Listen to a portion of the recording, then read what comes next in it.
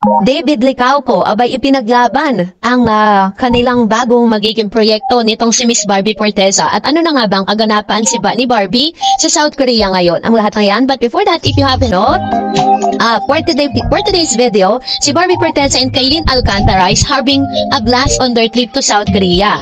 On Instagram, the Kapuso Primetime Princess shared snap from their foodie adventure around Seoul, where they indulge in kimbap, tanghulo, candied fruit, and Korean barbecue. Barbie and Kailin also took a photo of themselves hugging each others while out about in the city. In a separate post, Barbie shared photos of her holding a coffee cup outside an establishment in Gyeongyecheon. Yan, napakahirap banggitin ng pangalan ng lugar. May naka-power nap, she quipped. Sabi niya, previously, Kailin shared a funny video of herself dubbing the viral "What Haven't Bella" audio during their trip to South Korea. Barbie and Kailin are currently in South Korea to shoot for the upcoming series Beauty Empire. They will star alongside South Korean actor and former Golden Child member of Choi Bo-min, Gloria Diaz, and Rupa Gutierrez, Chai Ponacier, Sid Lucero, and Sam Concepcion. Beauty Empire is a collaboration series between GMA Public Affairs, Creation Studios, and View. It tackles rivalries and dramas between powerful women in their beauty industry. It is set to premiere soon on View before it make its debut on GMA Network. So, ibig sabihin, mapapanood po siya sa View, which is the pay-per-view kasi yun eh. Alam niyo, mas marami na po talagang nag-i-invest no na parang bago po nila ipanood sa Free TV, sa mga pay-per-view muna. Kasi hindi na po ganun kalakas no ang Free TV ngayon. Pero, alam niyo po ba, na matapos po lumabas ang mga intriga, kasi di ba parang si Barbie Forteza po kasi is nauugnay dito kay Mr. Jameson Blake. No, dahil marami po mga nag-react patungkol po sa kanilang pagiging sweet di umano dahil may pagliyad pa raw si Barang dito kay Mr. Jameson Blake. Ang point of view ko lang with regards to this, hindi po nila ipapublicize yan kung talagang may namamagitan sa kanilang dalawa. Ililihim nila yan, as in, diba? Pero dahil po alam natin that plainly, ito po ay parang friendship thing para sa kanilang dalawa. Kaya hindi sila parang nahihiya na ipublicize yung mga ganitong klase ng mga videos and photos. Sabi nga po ng ilang mga showbiz insiders na much better na may ganitong klase ng mga tagpo kasi parang magkakaroon po ng malaking challenge para kay Barbie. Ay, kay David Licauco, wala talagang magpursige para kay Miss Barbie, diba? Dahil alam natin na kailangan kung may effort na ginagawa si David, mas doblehin pa niya. And then, napapabalita rin na dahil daw, kaya raw nagkakaroon ng ganitong mga sightings si Mr. Jameson Blake and Miss Barbie Forteza kasi daw meron silang gagawing movie na bagay na taliwas o sinasabi or doon sa ipinaglalaban po ng kampo ni Mr. David Licauco. Kasi si David po kasi at saka si Miss Barbie Forteza is part po sila ng GMA, which is ng GMA Sparkle Artist Center. May right?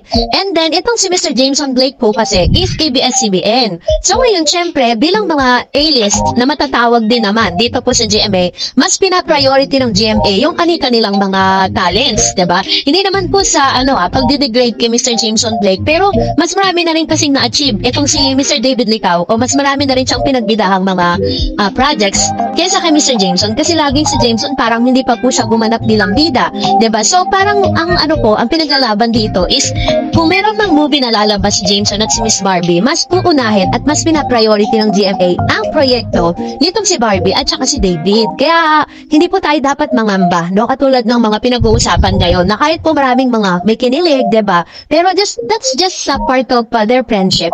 At dahil dyan, narito naman ang ilan sa mga komento na yun. Ay natin si Hot Babe Mitch. Sabi niya, fake news na si Alden ng Tulay. First of all, may movie si Barbie kasama si Jameson na lalabas. Porkit nagka-picture lang at may interaction sila, may something na agad, no? Diba? Si Barbie friendly siya kaya ganyan din siya sa iba. Di rin si Barbie madaling mapufall sa guy. Kailan lang niya naka-work yan, sobrang na makajump sa conclusion na may something na. Ang OA lang sila na mas bagay sila ni David, no? Diba? Ito yung sinasabi ko sa inyo. Tama po yung sinasabi niya. Sabi ni Miss Means, I agree that D is for David. Very thoughtful for him to send flowers to Mami Ami. And sabi ni Miss Magawa, ba't kailangan pangkabahan? Sila naman talaga. Si David Barda forever pa rin ako. Ever love ko silang dalawa. Wala yan, ex na yan sa akin. Ayan. So ito naman yung kanyang opinion. Mga bashers lang ang magulo, mga walang magawang mabuti, Barda solid, sabi ni Maya Magawa. And so, sabi ni Miss Lolit, Juanilio, Barda forever. Ayan. So, marami talaga magagalit, diba? Kapag siniswitch, hindi pa nga sila nakakagawa na talagang maganda. Yung yun talagang silang dalawa lang yung bida, diba? Sa teleserye. Bigyan muna nila ng magandang proyekto ang Barda. Sabi ni Miss Religioso Potot, forever Barda lang sapat na. Fight for Barda, Barda lang sa kalam. And sabi ni Miss Betsy, kat kay David lang si Barbie, wala nang iba. Ayaw ko maghiwalay din sila tulad ni Joshua. Sabi ni Miss Maria Dolores Gonzales, basta ako kay David lang kasi bagay na bagay sila. Dapat tigawan mo na ang peret ni Barbie para kayo Barda forever love team. Ayan.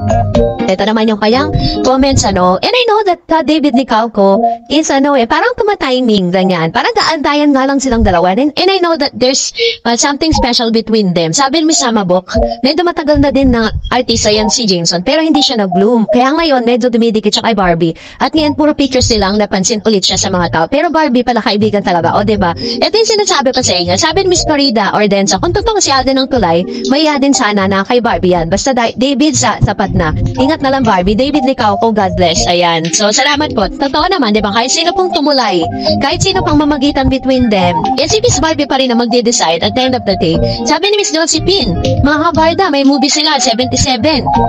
Dami hanas, lawakan isip, trabaho lang, madikit lang, hanas agad.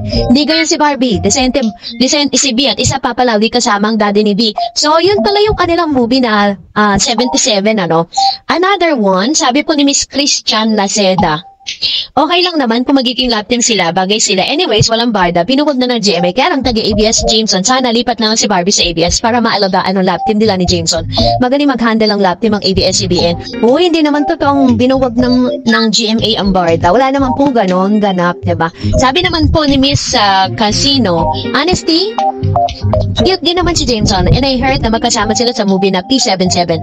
Kaya lang, I don't think na may something going on sa kanila. Dami naman sa pagka-judgmental ng tao ng mga tao ngayon. Magkasama at magkakwentuhan lang sila na agad. Ano yun? Plot lang sa isang movie na sa loob ng isang oras, may relationship na agad na nabubuo. Kaloka. O diba? Kahit naman talaga sino hindi maniniwala dun sa mga balibalita. Ginagawa nila yon just to promote the movie itself. Yan yung tinatawag na marketing strategy, diba? And sabi ni Miss Rosalinda, kayong mga ibang barda dyan, ang dali nyo mahusga kay Barbie Jameson dahil lang sa mga pictures silang dalawa Paano naman yung pang-kiss ni Barbie kay David? Bale, wala na ba yun? Mag-isip nga kayo. And then sabi ni Miss Maria Fortunato Susana, isip, ikaw Alden, isa ka pa.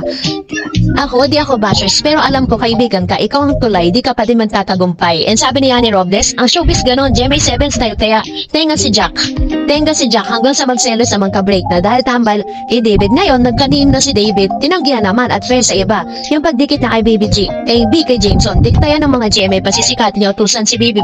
Sweet close ko, no? Boy, grabe ha. And that's it for today. For more videos and updates, please don't forget to like and subscribe, and please don't forget to follow my Facebook page, Dar Eds TV. God bless everyone.